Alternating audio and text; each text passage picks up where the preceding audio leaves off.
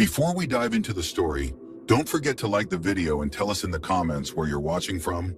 The wind had been pressing against the cabin for hours, slipping through the narrow gaps in the old wooden boards and carrying the sharp smell of frozen earth. Elias Thornton stood near the stove, rubbing warmth back into his hands while the lantern on the table flickered with each draft. He kept the room dim to save kerosene, the light stretching just far enough to touch the door and the stack of firewood beside it. When the wind rose again, rattling the latch, he decided it was time to bring the last of the wood inside before the cold grew worse. He pulled on his coat, feeling the familiar stiffness in his left shoulder from a years-old injury, and walked toward the door with slow, measured steps. He didn't hurry anymore. Life out here had stripped the rush out of him. Before opening the door, he paused out of habit, listening. Nothing but the wind scraping over the roof and the faint creak of tree branches. He unlatched the door and opened it just wide enough to slip through, and that was when he froze. A shape lay slumped against the step. At first, he thought it was a bundle of old cloth blown by the wind.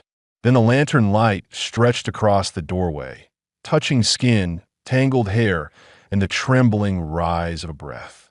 A woman. Elias set the firewood down so quickly that one piece rolled across the floor. He crouched, the cold biting through his knees as he leaned closer. The woman lay curled on her side, one arm tucked under her, the other extended toward the threshold, as if she had been reaching for the door when her strength failed. Her bare feet were scraped raw, the skin cracked from cold and rough ground. The hem of her dress was torn, the dirt ground into the seams. Her face was half hidden by her hair, but he saw her eyelids flutter when he touched her shoulder with the back of his hand. Her skin was cold enough to make him tense. "Ma'am," he said, voice quiet but firm, meant not to startle. "Can you hear me?" Her eyes opened a little, unfocused at first, then widening with fear the moment she saw him. She tried to push herself up, but her arm shook uncontrollably, and she couldn't lift her own weight. Panic flashed through her expression, a short, sharp reaction that reminded Elias of someone running too long with no rest and expecting the worst from whoever found them. "It's all right," he said, keeping his voice steady and low. "You're safe. I'm just getting you out of the cold." He slid his arms under her carefully, noting how light she felt, how she flinched when his hands brushed the rope burns on her wrists. Her breath came fast and uneven, like she feared each second would end in pain. Elias lifted her inside, adjusting his grip when she sagged against him. A wave of cold air followed them through the doorway as he carried her toward the bed near the stove. He lowered her slowly, making sure her head rested against the folded blanket. She watched him with wide, wary eyes, her chest rising quickly under the torn dress. She looked afraid to speak, afraid not to, afraid of what he might demand.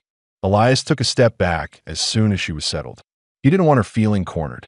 He reached for another blanket, shook off the dust, and draped it over her shoulders. She held the edges tightly, knuckles pale, as if the blanket itself might be taken from her. "What happened to you?" he asked softly, watching her reaction more than listening for details. Her lips parted, but she hesitated, swallowing hard. "Camp," she whispered. "Forced work? Men, hunting." Her voice broke off there, not from emotion, more like exhaustion cutting her words short. Elias nodded once, accepting what she could give. He didn't ask anything else. He didn't look at her injuries longer than necessary. He kept his focus on practical things, feeding the fire, warming the cabin, closing the door properly to lock out the cold. But inside, his thoughts moved fast and controlled. Forced labor, raiders, pursuit. This wasn't a small matter. Whoever chased her was likely close. His solitude had kept him safe for years, but now someone wounded and hunted lay in his bed. And he wasn't about to put her back out in the cold. He filled a cup with water warmed near the stove and placed it within her reach. She didn't take it immediately. Her eyes flicked from the cup to his face, waiting to see what came next. Elias recognized that look, the kind that came from too much mistreatment, too much expecting danger from every direction. "You don't owe me anything," he said, anticipating the fear behind her hesitation. "Just drink if you can." Her fingers trembled when she picked up the cup. She sipped slowly, coughing once as the warm water hit her throat. Elias watched the rise and fall of her breathing, noting how each inhale steadied a little after the water. When she lowered the cup, her gaze drifted across the room. She took in the layout, the stove, the table, the door, the rifle in the corner, and he could almost see her measuring the distance, checking escape routes, preparing for the worst. It was the same kind of thinking he lived with every day, though for different reasons. He sat on the edge of the chair, near the table, not facing her directly, giving her enough space to feel the room wasn't closing in on her. She pulled the blanket closer and asked, voice barely audible, "You won't hurt me?" "No," Elias said simply. "Not ever." The certainty in his tone surprised even him, but he meant it fully. Asha's shoulders lowered slightly, not relaxed but less rigid. She shifted under the blanket, trying to ease the sharp sting in her scraped feet. Elias stood and fetched a small cloth, dipping it in warm water. "May I?" he asked, gesturing toward her feet. She hesitated again, then nodded once. He cleaned the worst of the dirt from her skin, careful not to touch more than he had to. She winced a few times but didn't pull back. The longer he worked, the more her breathing slowed, fear giving way to exhaustion. "Rest," he said quietly. "You're safer now." She lay back against the pillow, her eyes drifting closed but opening every few seconds as if checking he was still across the room and not closer. Elias returned to the table, watching the frost creep across the window as the storm outside strengthened. His heart beat a little harder than usual, not from fear of danger, but from the strange weight of responsibility settling in. He had lived alone for years, shutting the world out to avoid causing harm or bringing trouble back on himself. Now, a half-frozen woman lay in his bed, hunted and terrified, and he was the only barrier between her and whatever she had escaped. He didn't know what tomorrow would bring, but tonight, he knew one thing with absolute clarity. He wouldn't let her die at his doorstep. A faint gray light pushed through the small window by the time Asha woke. The inside of the cabin was warmer than the night before, the steady crackle of the stove filling the silence with a calm, rhythmic sound. For a moment, she didn't remember where she was. Her body tensed, her breath catching her throat, her eyes scanning the room fast. Door, table, stove, shadows. Then she saw Elias. He was standing near the stove, sleeves rolled up slightly, stirring something in a tin pot with slow, even movements. He wasn't looking at her. He hadn't noticed she was awake yet. His posture was quiet, settled, as if he had been standing there for some time, without rushing through anything. Asha pushed herself up on her elbows. The blanket slipped slightly, and she grabbed it fast, pulling it to her chest. The motion made the mattress creak. Elias turned at the sound, and their eyes met. "You're awake," he said, tone steady, not surprised or overly gentle, just clear and calm. "How are you feeling?" She shifted against the pillow, testing her arms, her legs. Everything ached in a dull, constant way. "Hurts," she admitted. Her voice was rough, still carrying the dryness of last night's struggle. He nodded once. "Pain means you're warming up. Better than how I found you." The memory of collapsing at his door flickered across her mind, sharp and disturbing. She tightened her grip on the blanket and looked down. Elias didn't step closer.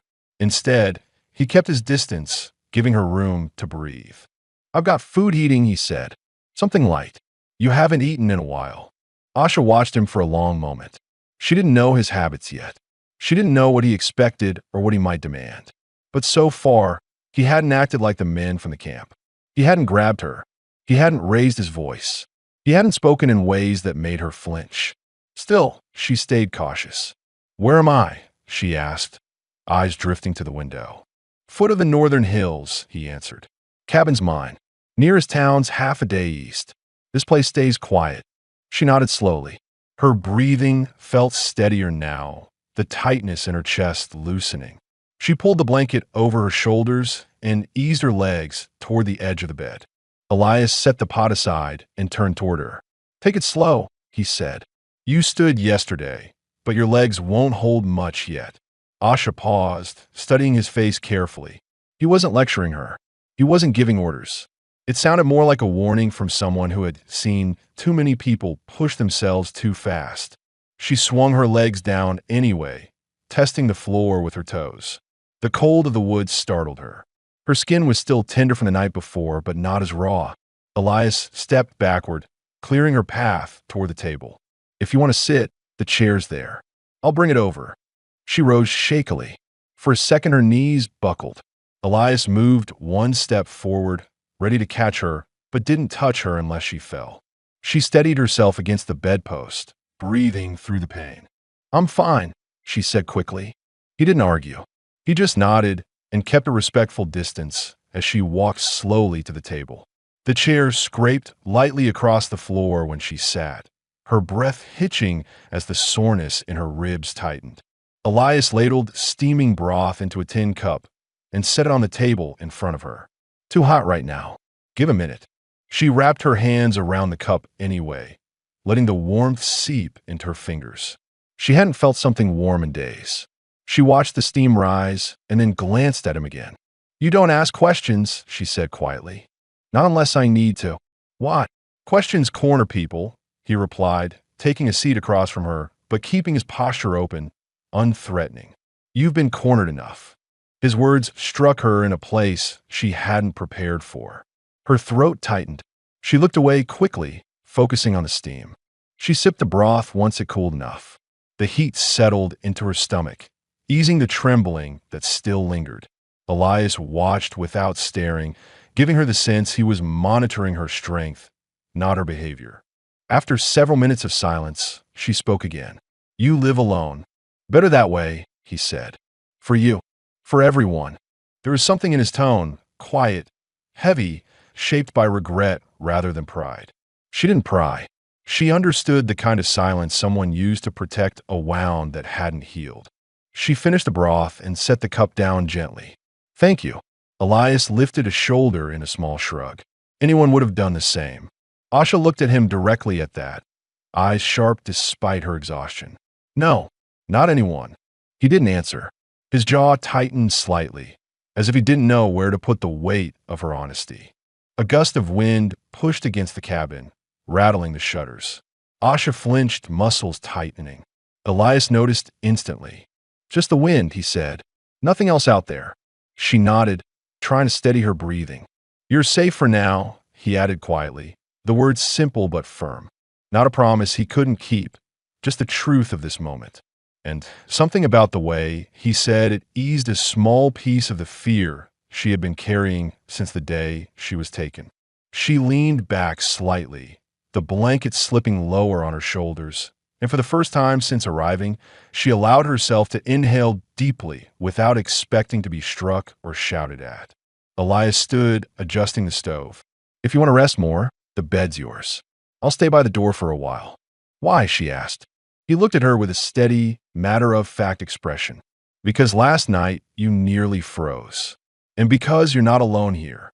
Asha lowered her gaze again, not used to safety being stated so plainly. She didn't return to the bed, but she stayed at the table, watching him work, beginning, slowly, to believe that she might survive the next day. The fear was still there. The uncertainty never left her chest. But there was a small, unexpected shift inside her.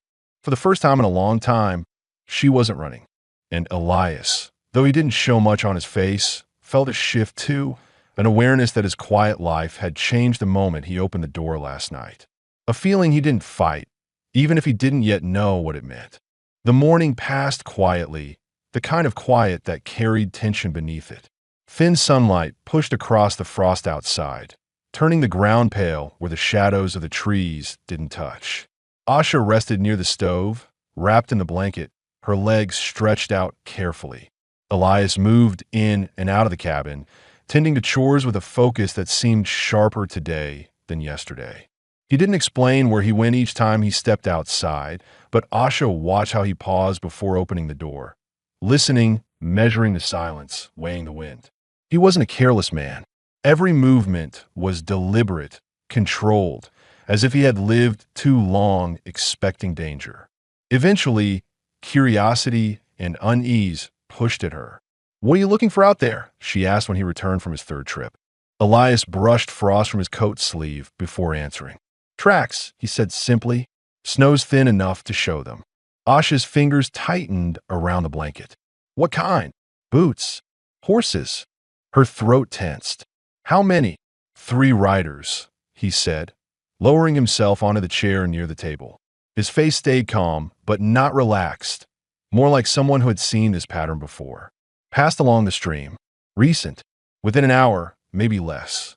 Asha looked toward the door instinctively, as if expecting figures to appear at any second. "They look for me," she whispered. "Could be," Elias said. He wasn't dismissing her fear, but he wasn't panicking either. "They're circling, not tracking straight. Means they don't know exactly where you went. Just searching the woods." Her shoulders tightened. The memory of running through darkness, branches tearing at her dress, men shouting behind her. Those sounds lived close to the surface. She pulled the blanket tighter, her breath steady but shallow. Elias noticed. He leaned forward slightly, elbows on his knees, tone low and steady. "They don't know about this cabin," he said. "It's hidden from the trail. Smoke pulls east. Door faces away from the ridge. Hard to find unless you're standing right in front of it." "You're sure?" she asked. "No one's crossed the yard," he replied. "Snow's untouched except my boots." Asha nodded, but didn't fully relax. Fear had shaped her for too long. She didn't trust silence. She didn't trust stillness. Silence meant men were watching. Stillness meant danger approaching. Elias stood again, checking the rifle leaning in the corner. He didn't load it aggressively, didn't act like a man spoiling for a fight. He checked it like someone who hoped not to use it, but knew he might have to. "Men who run camps," he said quietly, "don't care who they hurt. They'll search until they're tired or until snow makes the ground too hard to read." She swallowed. "They drag runaways back. Punish them in front of the others." Elias's jaw clenched, a small reaction, but sharp enough for her to notice. It wasn't fear, it was anger. Controlled, contained, but real. "I'm not handing you back," he said. His voice didn't rise. It didn't need to. The certainty in his words reached her more deeply than shouting ever could. Asha took a slow breath, trying to steady the shaking that had crept into her hands. She hated how her body reacted to fear before her mind did. She hated looking weak. But Elias didn't stare at her shaking fingers. He didn't make her feel ashamed of it. He moved toward the window, lifting the corner of the curtain just enough to see outside. The snow glowed faintly beneath the trees. No shadows moved. "While I was out there," he said quietly, "I saw prints heading north, then looping back. They're sweeping the area, but the trail doesn't lead here.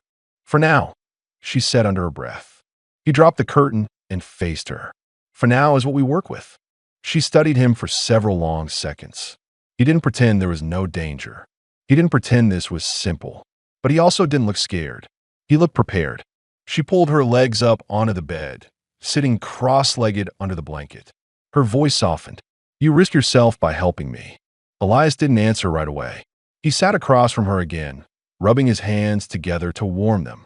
When he finally spoke, his voice was quieter, almost thoughtful.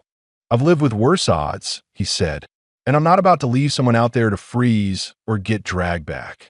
Asha lowered her gaze. Something about the way he said it made her chest tighten, not from fear this time, but from a stirring she didn't quite recognize. Gratitude mixed with disbelief, and it unsettled her in a different way. "Men at the camp," she began, stopping to gather her breath. "They took everything. My clothes, my name, my voice. I did not think anyone would help me again." Elias looked down at the floor briefly, then back to her. "Helping you doesn't cost me anything worth holding on to."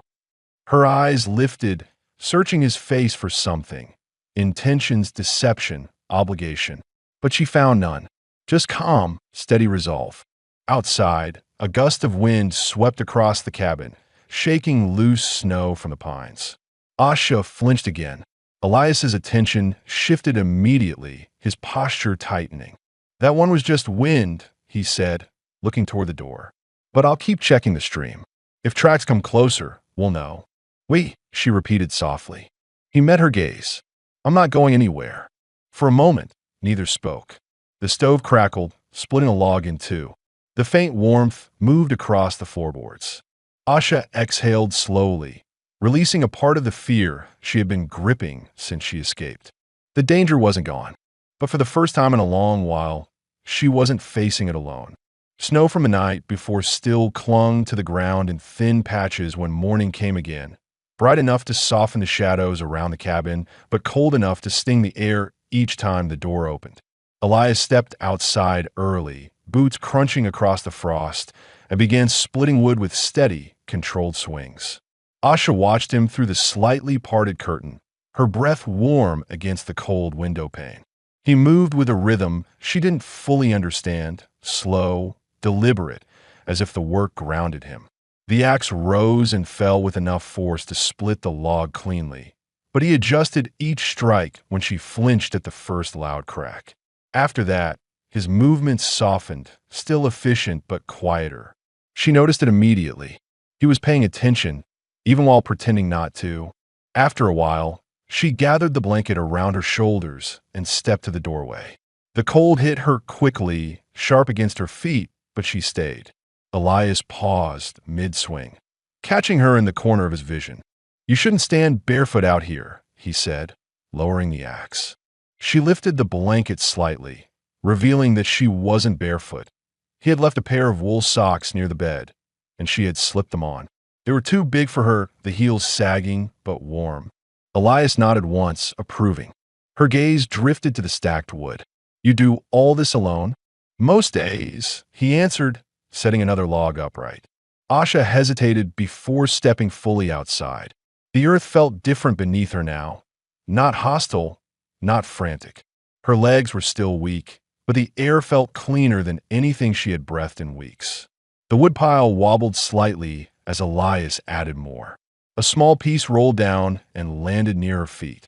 She bent down, picked it up, and handed it to him. Their fingers touched briefly, just a brush of skin, but it startled her enough that she pulled back too fast. Elias didn't react with surprise or offense. He simply accepted the wood and set it aside. "Careful," he said. "The ground's slick." She nodded, embarrassed by her own reflexes. He carried the chopped wood toward the cabin. Asha stepped aside to give him room, her shoulder brushing the doorframe. When he passed her, she noticed how he angled his body slightly, enough to give her space, not enough to make her feel he was avoiding her. Inside, he arranged the wood near the stove. Asha stood a few steps away, unsure whether to sit or stay near the door. She felt torn between needing rest and wanting to prove she wasn't helpless. Elias didn't tell her where to stand. He didn't tell her to sit. He let her choose. When her legs began to tremble again, she moved toward the bed and lowered herself onto it slowly. Elias set a bowl of warm water on the table and nodded toward it. "For your feet," he said. "Water's clean, not too hot." Asha dipped her fingers in first to test it. The warmth surprised her, spreading through her skin. She lifted one foot carefully and began to clean the dried dirt from her heels and ankles.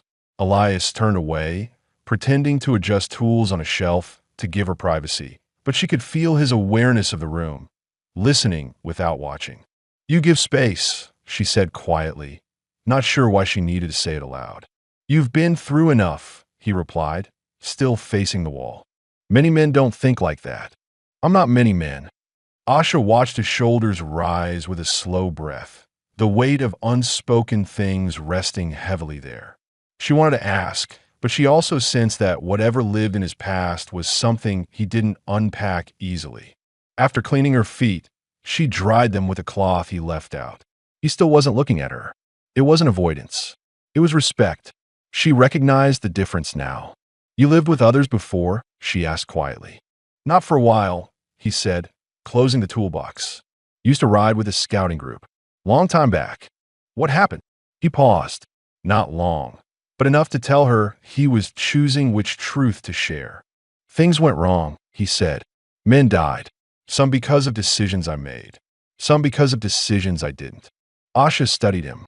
His voice didn't shake, but she heard the heaviness in it, the kind that doesn't fade even with time.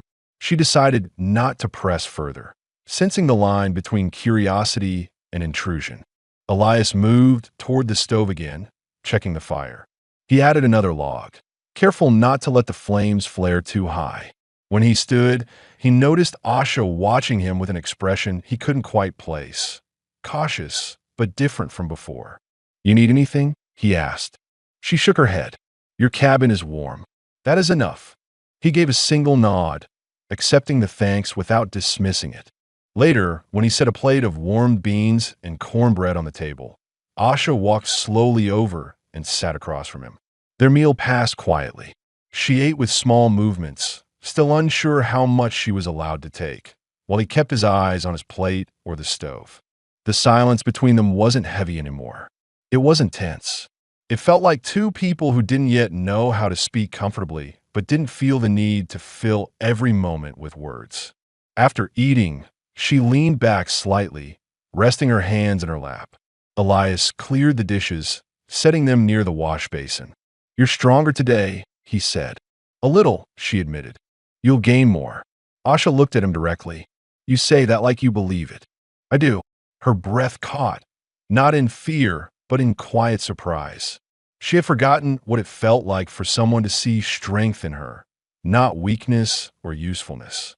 The wind outside pressed against the shutters again, but the cabin held steady.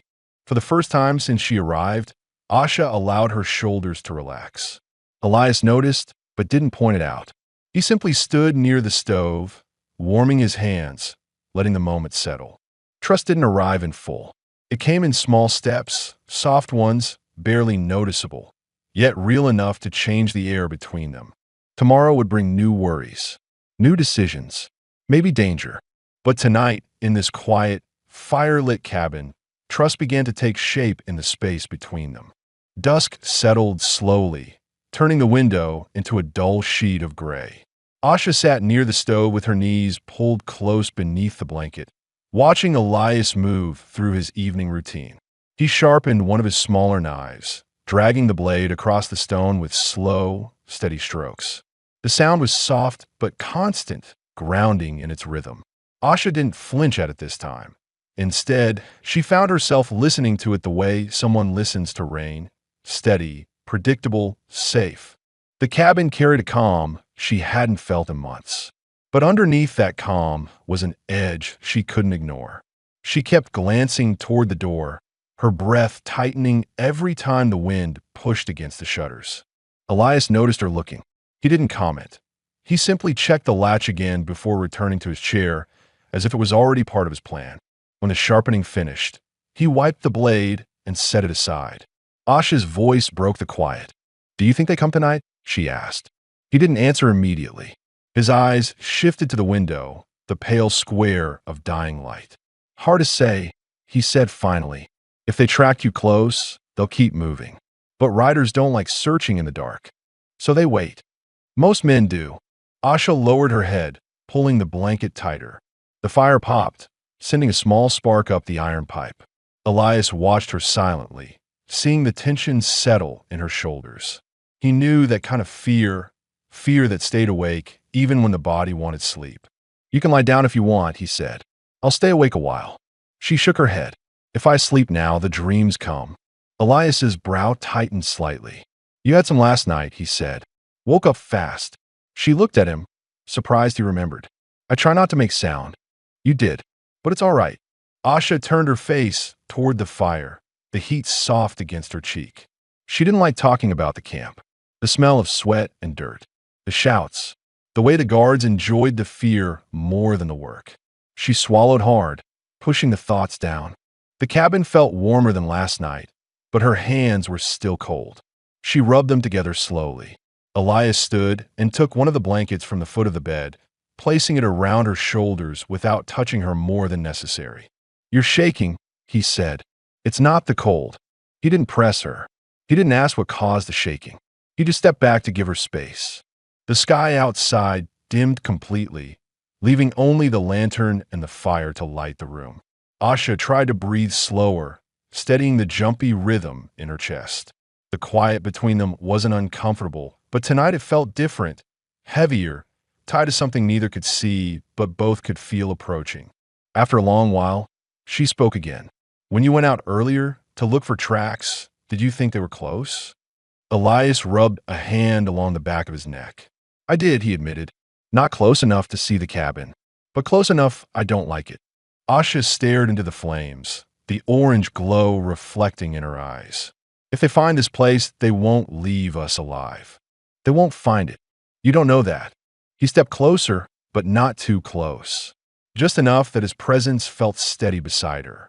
I know they'd have to cross half a mile of heavy trees to even see the chimney. And I know every track within 100 yards of this cabin. You sound certain. I have to be. Asha studied him quietly. His face was calm, but the calm wasn't careless. It was a calm built from years of experience, from surviving mistakes he didn't talk about. She realized then that his silence wasn't emptiness. It was discipline. After a moment, she lowered her gaze. Last night when I woke, I thought I was still in the camp. I figured, he said gently. You were scared. I hate that they still live in my head, she whispered. Elias sat slowly in the chair beside her, hands hanging loosely between his knees. He didn't look at her directly when he spoke. Takes time, he said. Fear sticks longer than it should, but it doesn't stay forever. Asha watched him quietly, trying to understand him. How do you know? He hesitated, just for a breath. I've lived with things, he said. Still do. She waited for him to continue, but he didn't. His eyes were hard on the fire, jaw set, shoulders tight. She sensed he wouldn't say more, not tonight. The quiet stretched again, but it wasn't empty. It was filled with two people trying to hold themselves steady in a world that had hurt them both in different ways. Somewhere outside, a branch snapped under the weight of snow. Asha stiffened instantly, her breath catching. Elias stood in one smooth movement, grabbing his coat and stepping to the door. He didn't open it yet. He pressed his ear against the wood, listening. A long pause followed. Then he stepped back. Just a buck, he said. Heavy. Broke a low branch. Asha's shoulders dropped a few inches, but not all the way. Elias returned to the table, lifting the lantern's wick slightly to brighten the room. You should rest, he said. So should you, she replied. He allowed a faint exhale, almost a tired laugh, but not quite. Later. I'll keep watch first. Asha hesitated. She didn't want to lie down. She didn't want the dreams to grab her again. But the blanket, the heat, and exhaustion pulled at her like gravity. Slowly, she rose from the chair and walked to the bed. She lay on her side, facing the stove, watching Elias sit back down at the table, his silhouette framed by lantern glow. His posture was alert but calm, one hand resting near the lantern, the other on his knee. Before closing her eyes, she whispered, I trust you. Elias didn't move, but his expression changed. Something small, something she couldn't see in the dim light. He kept his voice low. You're safe here, he said. I'll make sure of it. Asha let her eyes drift closed, each breath growing slower. She didn't fall into deep sleep, but she slipped into the kind of rest that happens when a body finally stops fighting for a moment. Elias kept watch long into the night, listening to the quiet, watching the door, knowing danger hadn't left the valley. But for now, she was breathing steady. For now, she was alive, and he would guard that as long as he needed to. The morning broke cold and colorless. A thin sheet of frost coated the ground, turning the cabin's doorstep white. Elias stepped outside before Asha woke, the air biting sharply at his face as he scanned the clearing. He moved with the cautious gait of a man who expected trouble but refused to show fear of it. His boots sank slightly into the frozen soil near the stream, and that was where he saw it. Fresh impressions pressed into the half-thawed ground. Boot prints. 3 sets. Deeper than yesterday. Closer. He knelt, his breath forming a pale cloud as he studied the marks. The soil around them was disturbed in a circle, men turning, pausing to look around. Searching. Elias straightened slowly, jaw tightening. This wasn't chance wandering anymore. This was tracking. He returned to the cabin without making noise, closing the door quietly behind him. Asha was sitting up on the bed when he entered, her hair loose around her shoulders, her expression alert the moment she saw his face. Something inside her recognized the change in the air before he spoke. You found something, she said quietly. Elias hung his coat on the peg and stepped closer to the fire, warming his palms before speaking. His voice came out calm, but underneath it lay tension she had not heard before. They were near the stream, he said. 3 men. Same prints as yesterday. Asha's fingers dug into the blanket, her knuckles turning white. How close? Close enough to see the pines behind the cabin, he answered, but not close enough to see the roof. She swallowed, her throat tightening. They searched for me. He didn't soften the truth. Yes, they're sweeping the woods. Slow and steady. That means they haven't given up. Asha's eyes darted toward the door, toward the window, toward every gap that might let danger through. She wrapped the blanket tighter around her shoulders, the movement small and controlled, but Elias could see the tremor beneath it. He moved the stool closer to the bed, sitting with one hand braced on his knee. I don't think they know where you ran. They're guessing. That's why they looped. She stared at him, her voice strained. If they find this cabin, they won't, he said, cutting her panic before it grew. But we won't take chances. He reached for the rifle leaning in the corner, checking the chamber with smooth, practiced motions. Asha flinched, not at the weapon itself, but at the ease with which he handled it. He noticed and slowed his movements, resting the rifle against his knee rather than shouldering it. I won't fire unless I need to, he said. You have used guns before, she whispered. Too many times. Asha looked at him fully now. There was no bravado in his tone, no pride. This was a man shaped by violence he didn't speak of.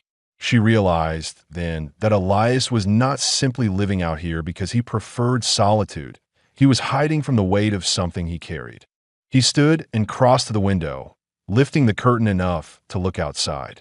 The woods were still. Snow drifted softly from the branches, falling in quiet patches. He lowered the curtain and turned back to her. We'll need to reinforce the place, he said. If riders pass again, I want everything tight. Asha rose slowly from the bed, her legs still weak but more steady than before. What can I do? Help me pack snow against the walls, he said. It insulates. Covers tracks too. She nodded. I can do that. Elias opened the door and stepped outside with her, guiding her carefully over the frosted ground. The cold hit sharp, stinging her cheeks, but she kept pace, determined not to be a burden. They worked quietly, Asha pushing snow against the base of the cabin wall with her hands while Elias used a shovel to pack it tighter. He paused more than once to check on her, noticing how she fought through the tremble in her arms, how she refused to stop even when her breath came out fast and uneven. You can rest, he said gently. I don't want to rest, she replied, her voice steady despite her shaking. If I sit still, I think too much. Elias understood. He had lived through years when work was the only thing that kept memories from clawing their way back into the present. They circled the cabin, packing snow where the walls met the earth, covering signs of movement. When they reached the stream, Asha stopped, staring at the prints Elias had mentioned. She crouched slowly, tracing the boot marks with the edge of her fingertips. Her breath hitched. These belong to the camp guards. You sure? Elias asked quietly. I know the tread, she said. They wore them to make their steps louder. To intimidate. Elias's jaw tightened. A flicker of anger crossed his face. Real, controlled, aimed at the men who had hunted her. Let's finish, he said, before wind wipes them. They returned to the cabin. Inside, Asha sank onto the bed, her shoulders falling as exhaustion crept back in. Elias set his rifle beside the door, then crouched to stack more wood by the stove. You are risking everything, Asha said suddenly, her voice breaking the quiet. He turned his head slightly. Maybe. Why? She pressed, gripping the blanket. Elias looked at her for a long moment, his expression steady but weighted. Because you didn't deserve what was done to you, he said. Because no one should face men like that alone. And because I've walked away from too many people before. I won't do it again. The honesty in his words hit her harder than she expected. Her throat tightened, emotion pushing fast behind her ribs. She lowered her eyes before he could see too much. Elias stood, wiping his hands on his trousers. We'll stay alert, he said. If they come closer, we make a plan. We, she echoed softly. He nodded once, firmly. We. Asha breathed out slowly, letting the words settle inside her. The fear didn't vanish, but something steadier rose to meet it. Trust, small but real. Outside, the wind shifted, bending the branches against the cabin roof. Inside, they prepared for whatever came next. Together. The next morning rose with a dull silver light, the kind that made the trees look closer than they were. Snow dusted the branches in thin layers, and the cold held steady around the cabin like a wall. Elias woke first, as he always did, listening before he moved. The land was quiet, no hooves on frozen soil, no snapping twigs under heavy boots. Only wind slipping through the pines. Asha stirred a few minutes later. She pushed herself up slowly, the blanket sliding down her waist. Her legs felt stiff from yesterday's work, but she didn't complain. She watched Elias pull on his coat and step outside for a moment. When he came back, she searched his face for any sign of worry. "Nothing new," he said. "Tracks from yesterday are already frozen over." She nodded, though the tension in her shoulders didn't loosen. She kept expecting danger to appear the moment she let her guard down. The fear had become habit, a reflex she hadn't learned how to break. Elias started a small breakfast, boiled oats, a bit of dried fruit, moving with the quiet precision she now recognized as his way of staying centered. He stirred the pot with a slow circular motion, steam drifting up toward the dim morning light. Asha walked toward the table, gripping its edge for balance. "I can help," she said. "You already are," Elias replied, without turning from the stove. "Eating helps. Healing helps." She blinked once, surprised by how practical and gentle that sounded coming from a man who barely spoke unless needed. She took a seat, pulling the blanket tighter around her. When he set the bowl in front of her, she hesitated only a moment before taking a bite. Warm food spread through her body in a steady wave, easing some of the tightness in her chest. After they ate, Elias gathered tools from behind the door. "We'll work inside today," he said. "Weather's turning. I want the cabin tighter." "What do you need me to do?" He set a small pile of cloth strips, herbs, and thread on the table. "Mend anything you can. Blankets, shirts, whatever's worn. The rest we'll use for draft gaps." Asha nodded. "I can do that." She took the cloth carefully, her hands moving with the skill of someone who had once worked with quiet purpose, long before captivity changed the shape of her days. She threaded a needle with slow precision, her fingers steadying with each stitch. Elias watched briefly, noticing the careful way she folded edges before sewing. "You're good at that," he said. She didn't look up. "I used to mend clothes for my family. My mother taught me."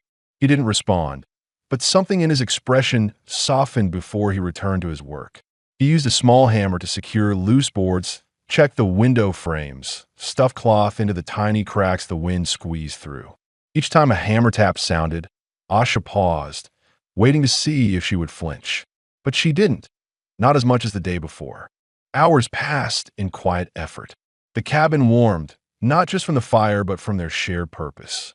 The sound of routine, the scrape of needle through cloth, the light thud of Elias's hammer, the shifting of firewood, built a steady rhythm that made the space feel lived in rather than hidden in.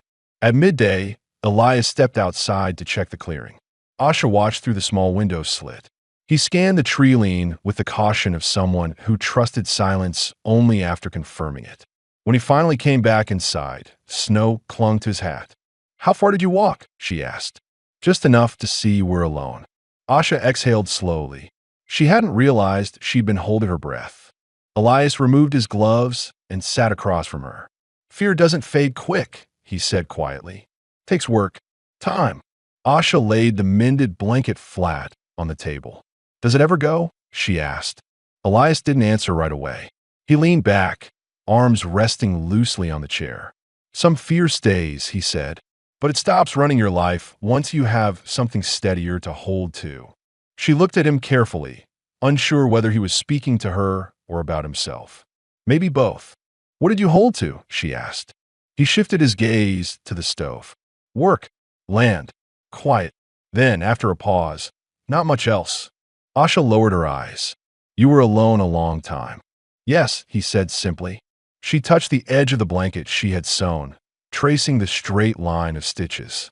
I don't want to be alone anymore, she said quietly, surprising herself with the honesty. Elias's gaze returned to her. Not sharply, not with pity, just steady. You're not, he said.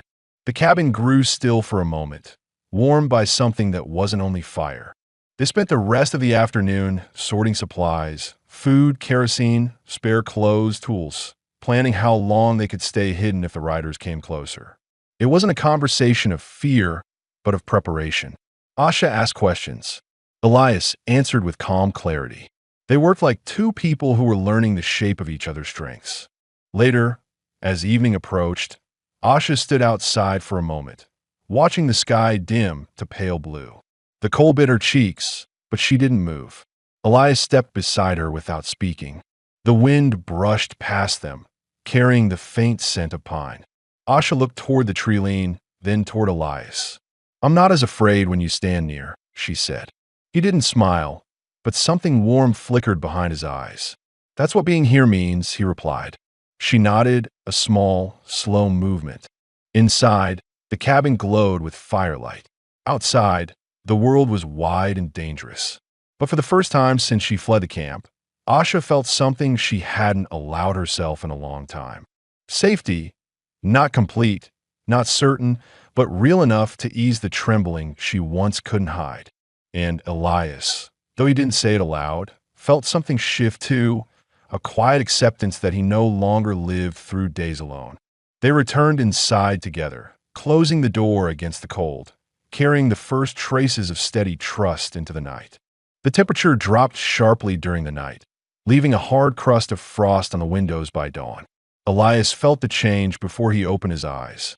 The air inside the cabin held a different weight, still, heavy, almost expectant. He sat up slowly, listening. Asha was still asleep, curled beneath the blankets, her breathing steady but faintly strained, as if her mind never fully released the tension of the past days. Elias pulled on his coat and boots without making noise, each movement practiced from years of rising before first light. When he opened the door, a burst of cold hit him square in the chest. He stepped outside and stopped immediately. Something was wrong. The clearing was quiet, but not the same quiet from yesterday. This was the kind that made the hair on his arms stand up, the kind that meant something had changed in the land before he woke. He walked toward the tree lean with slow, controlled steps, careful not to leave more prints than necessary. When he reached the stream, he crouched. The thin layer of ice had been disturbed, cracked unevenly at the edges. And along the bank, boot marks.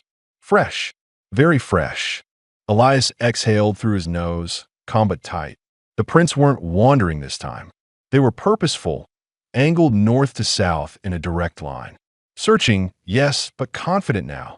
Hunting with clearer direction. He scanned the forest. No movement, but the tracks told him enough. They were getting closer. When he returned to the cabin, he closed the door quietly, but Asha was already awake. She sat on the bed with the blanket draped over her shoulders, eyes alert. She had heard the way he paused at the entrance. She had felt the shift. What did you find? She asked. Elias pulled off his gloves and set them on the table. He didn't speak until he looked directly at her. Riders came through again, he said. Closer this time. Close enough, I heard the ice break before dawn. Her lips parted, but no sound came out at first. Then she whispered, they will find us soon. Not yet, he said, but his tone held less certainty than the days before. Asha pulled her knees to her chest, gripping the blanket tightly. They don't stop. If they lose someone, they search until they catch even a hint of trail. She swallowed. I learned that quickly in the camp. Elias sat in the chair across from her, elbows on his knees. They don't know about this cabin, he said. We still have time to stay ahead of them. You sound calm, she said, her eyes searching his face. But your shoulders, they're tight. He almost smiled. Not outwardly, but in the faint shift of his expression that showed he recognized she had begun reading him more accurately. I'm thinking, he said, not panicking. Thinking helps us stay alive. Asha looked toward the window slit. Her voice dropped into a low whisper. If they catch me, they won't. You say that. Because I mean it. His tone didn't rise. It was steady, solid, the kind that didn't need force to carry weight. Asha lowered her head, trying to calm her breathing. She hated how fear crawled into her chest without permission, how it made her hands tremble even when her mind told her to stay strong. Elias stood and walked toward the shelves where supplies were kept. He pulled down a small sack, checked its weight, then began setting aside items: dried meat, a tin of beans, matches, rope, a blanket. Asha watched him, confused at first. "What are you doing?" she asked. "Preparing," he said simply. "If riders sweep this valley again, we move to the ridge trail. There's a hollow up there where they won't track us." "Move?" she repeated in a small voice. He nodded. "If it comes to it." "Not yet." Asha looked around the cabin, the fire, the bed, the walls that had kept her warm for the first time in months. "This place feels safe," she whispered. "For now," Elias replied. She held her breath for several seconds, then forced herself to release it. "If we go, I slow you down. I can't move fast. I'm not leaving you behind." Asha blinked hard, her throat tightening. The certainty in his voice felt unreal, so different from the cold indifference of the guards, so different from the hollow cruelty of men who took pleasure in fear. "You could survive on your own," she whispered. "But you choose not to." He paused with the rope in his hands. "I've lived alone a long time," he said. "Too long, maybe. Doesn't mean I walk away when someone needs me." Asha lowered her gaze, overwhelmed by the mixture of gratitude and disbelief twisting inside her. Elias knelt by the stove to stir the coals, adding wood with care. When he rose again, he looked at her with a firmness that carried no harshness, only truth. "When fear comes back," he said, "it tries to tell you you're alone. But you're not. Not here." Asha felt something inside her shift. Not a disappearance of fear, but a small, steady anchor against it. She drew the blanket closer around her shoulders, steadying her breath. "What do we do today?" she asked, voice softer but steadier. "We keep the routine," Elias said. "Routine keeps the mind strong. And if the riders return, then we follow the plan." Asha nodded slowly, as if accepting a decision she didn't want to make but knew she must. Elias stepped to the door, checking the latch again, then looked over his shoulder at her. "We're not done yet," he said. "Not beaten, not caught. We still move. We still think. We still choose." Something in his voice, quiet, grounded, unshakable, pulled her back from the edge of panic. She stood from a bed, her legs steady enough. "Tell me what to prepare," she said. He gave a single nod, acknowledging her strength without calling attention to it. They spent the rest of the day gathering necessities, securing tools, packing food, checking the path behind the cabin. Each task tightened their bond in small, unnoticed ways. Cooperation, glances exchanged without speaking, trust built one careful moment at a time. As evening arrived, Asha stood beside Elias at the window slit, both watching the tree lean as the light faded. Asha whispered, "If they come, we go together." "Yes," Elias said. "Together." The fear still lingered, but now it had something to stand against. Not hope. Not yet. Something quieter. Stronger. Trust, growing in the silence between them, steady despite the danger closing in. The next morning came without color. The sky was pale and washed out, the light barely pressing through the trees. The air held that stillness that arrives before something shifts, a kind of quiet that pressed against the cabin walls. Elias felt it immediately. He stepped to the window slit, even before putting on his boots. Asha sat up on the bed, sensing the tension in his posture before he said anything. "What is it?" she asked, her voice thin with sleep and worry. Elias didn't answer yet. He lifted the curtain just enough to look into the clearing. Long, parallel cuts in the snow caught his eye. Horse tracks, fresh, slicing across the frost in a way that hadn't been there yesterday. He let the curtain fall. "They've started sweeping closer," he said. "Too close. 3 riders, maybe 4. Asha tightened the blanket around herself. "How far?" "Half a mile," he replied. "Maybe less. They didn't cross the yard, but they're getting braver. They're looking for sign, and they're not guessing anymore." Asha rose unsteadily to her feet. "We leave now." Elias nodded once. Before they make another pass. Ridge Trail is narrow but hidden. They won't follow right away. Her heart beat hard in her chest, but something steadier sat underneath the fear. Trust in the man standing in front of her. A man who hadn't once raised his voice at her, hadn't demanded anything, hadn't stepped into her space unless she asked. A man who chose to help her. She gathered her patched dress, wrapped the blanket around her shoulders, and slipped on the oversized wool socks. Elias moved across the room, collecting the supplies they prepared, a small bundle of food, a coil of rope, flint, and a thin bedroll. He handed her a canteen. "Drink now," he said. "You'll need it." Asha obeyed without hesitation. When she finished, he helped her wrap the water-soaked rope burns around her wrist with cloth he had cut the night before. His hand was steady, careful not to apply pressure. She watched his face while he worked. Focused, quiet, no trace of impatience. "Does it hurt?" he asked. "It hurts less when you bandage them," she said truthfully. He tied the last knot gently and stepped back. "Stay close to me on the trail. Some parts are narrow. If you slip, I'll catch you." Her breath trembled. "You always say things like they are certain." "That's because they are." He opened the cabin door then, scanning the clearing before motioning for her to follow. She stepped outside, the cold hitting her immediately, stinging her cheeks and forehead. Elias pulled his coat tighter and adjusted the strap on his rifle. "Ready?" he asked. Asha nodded. They moved toward the tree-line, walking in single file. Elias led, stepping deliberately to leave the faintest trace behind. Asha walked just behind him, placing her feet in his prints to avoid leaving her own. The wind brushed snow from branches above them, scattering flakes across their shoulders. The ridge rose in a slow incline. Elias helped her over fallen logs, guided her around slick patches of frost, steadying her once when her foot slipped on a hidden rock. She gripped his forearm, breath sharp, and he held her until her balance returned. "You're all right," he murmured. She nodded, holding on to the moment longer than necessary before releasing him. They climbed higher. The valley stretched out below them, wide and pale. Through the branches, Asha saw the faint movement of riders far behind, dark shapes crossing the distant snow. Her heart lurched.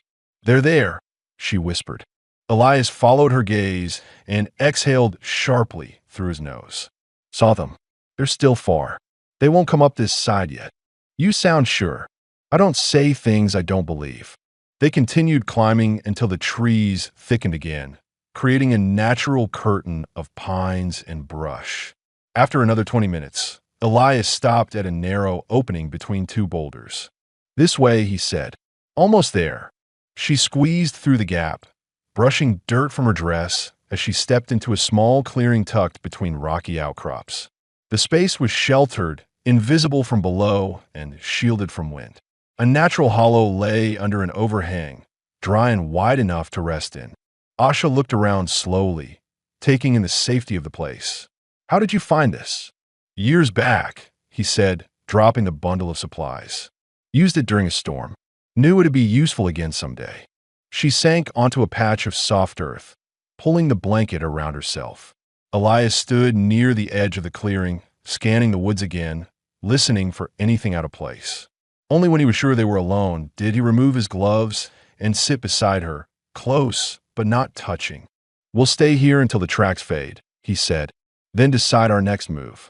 Asha's shoulders loosened, the first sign of relief she had shown in hours. "You always think ahead," she said quietly. "Sometimes too much," he replied. She looked at him, her eyes steady. "If you had been alone, you wouldn't have had to run." He turned his head slightly. "I'm not alone now." Her breath caught, a small, warm swirl in the cold air.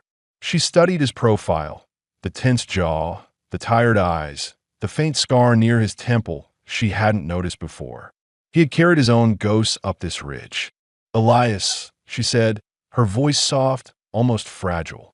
"I wouldn't have survived without you." His eyes stayed on the tree-line, but his voice softened. "You survived because you kept going. You made it to my door. That was you." She shook her head. "But you opened it." A long silence followed, but it wasn't uncomfortable. It was something else, full, shifting, careful. Finally, Elias turned to her. You're safe here, he said. No one's taking you back. Asha reached out slowly, not a desperate gesture, not out of fear, but out of choice, and placed her hand on top of his. He didn't pull away. His hand didn't tighten, but it stayed still under hers, warm and steady. For the first time since she had collapsed at his cabin, she felt something other than terror or exhaustion. Belonging, not fully formed, not spoken aloud, but real enough to hold on to. Elias let out a slow breath and looked at her hand on his. Then he looked at her. We'll get through this, he said quietly. Together. Asha nodded. Together. The cold wind passed above them, but the hollow stayed still. Two people sitting side by side, danger behind them, a new beginning forming in the silence ahead. The morning light reached the hollow slowly, slipping across the ridge in pale streaks and settling over the small clearing where Elias and Asha had rested through the night. The air was cold, but not biting, the kind of cold that felt honest and predictable, a cold they could work with. Asha woke first. She blinked slowly, taking in the rock shelter above her, the soft earth beneath her, and a man sitting only a few steps away.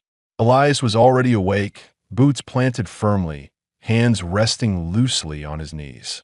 He hadn't slept much, she could tell, but his posture wasn't tense anymore. It was watchful, steady, certain. Her voice was soft when she spoke. Did they come back? No, he said. Trail stayed quiet. No signs near the ridge. Relief softened her shoulders. For the first time in days, her breath didn't tremble. Elias stood, stretching his stiff back before offering her a hand. Asha hesitated only a heartbeat before taking it. His grip was gentle, steadying her as she rose to her feet. Her legs still shook, but not from fear, just fatigue. We'll make camp here for a while, Elias said.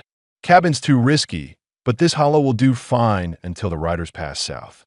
Asha stepped out of the shelter and looked at the clearing. Quiet, private, almost peaceful. Frost clung to the edges of the rocks, and sunlight filtered through tall pines, painting the ground in shifting patches of gold. This can be a home, she asked quietly. For now, he said. Then, after a breath, and maybe longer, she turned toward him, studying him carefully. Elias wasn't a man who spoke lightly. Everything he said came from someplace real, someplace he rarely showed.